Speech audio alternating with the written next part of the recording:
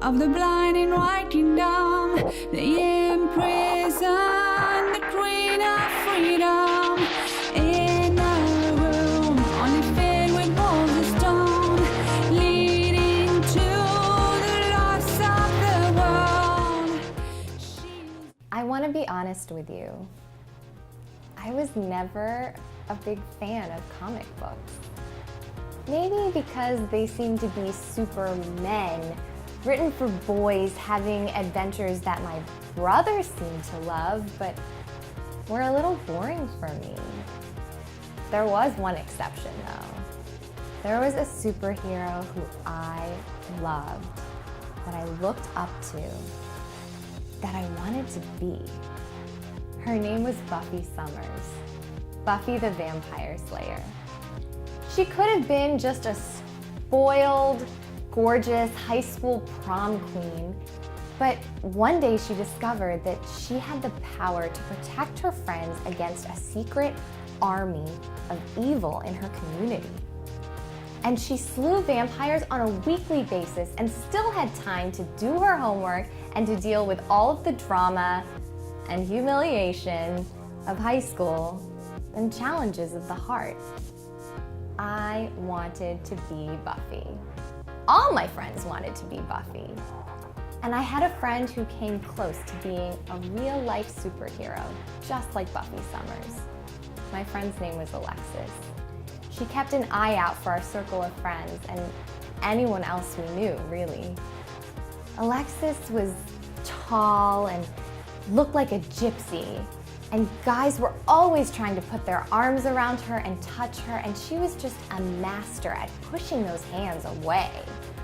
She had like super ninja skills.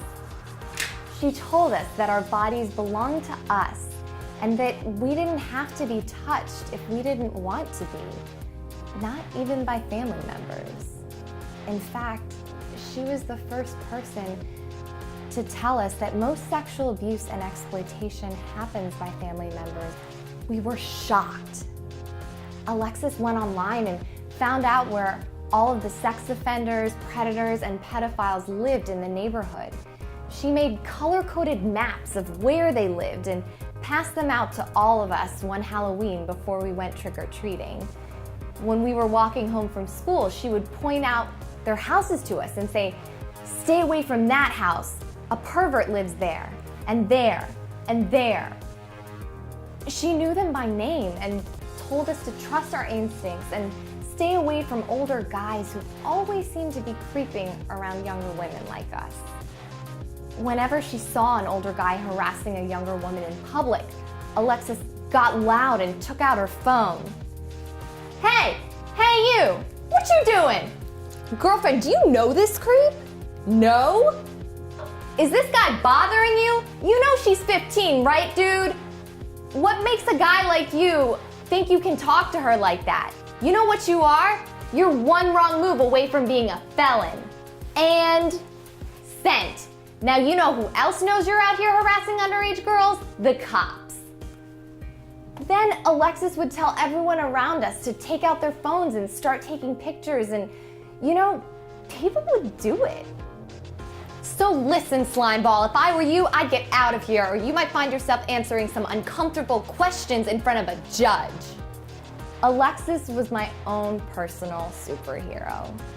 And her superpower? Her words and a camera.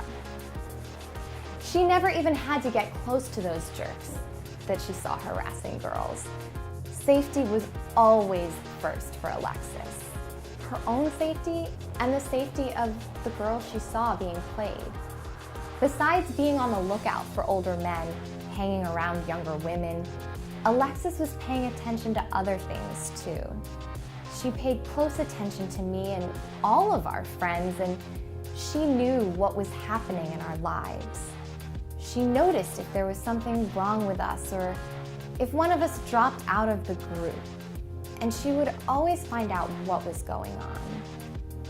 She really made it her business to know why any of us had missed school, or why we were depressed, or if we started dating older guys.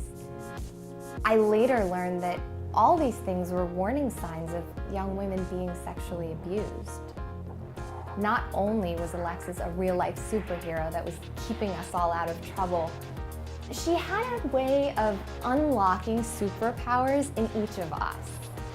She taught us all that we had the right to protect ourselves, and that it was up to us to protect our friends and our sisters, ourselves, our brothers, our community. So we ended up becoming like her, dedicated to protecting the women in our families and neighborhoods and our world. And now I'm an assistant state's attorney, protecting women and children all over the world, trying to help them be empowered and claim the justice that they deserve. And you can do it too.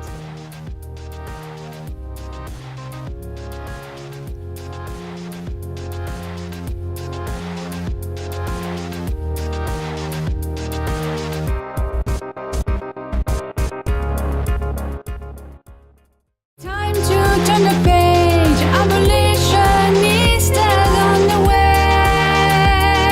We have the power at any moment to change how the story will end. To start caring and giving, oh see the world's new beginning. We see the world's new beginning. This is the time to break all the chains. Life is not just a masquerade. Time to turn the page, abolitionistas on the way. This is the time to break all the chains. This is the key to a new age. Time to turn the page, abolitionistas